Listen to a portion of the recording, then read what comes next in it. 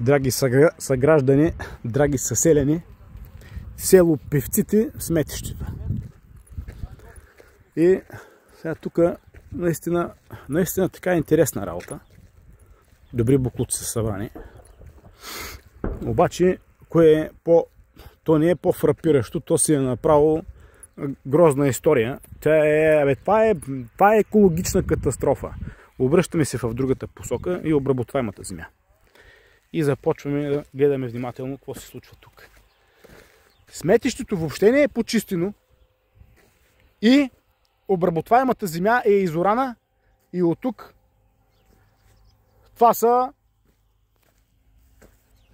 са земи, това е земеделска земя, с която тук ще се произвеждат зърнени култури, които естествено ще отидат на нашата трапеза. Его е. Ето е това сметище. Това е брутална екокатастрофа. И това ние го допускаме.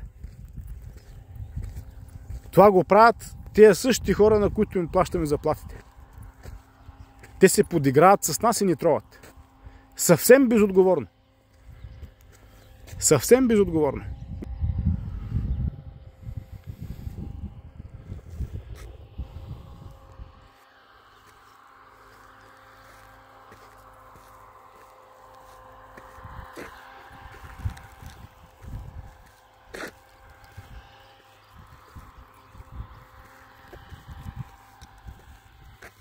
Его е.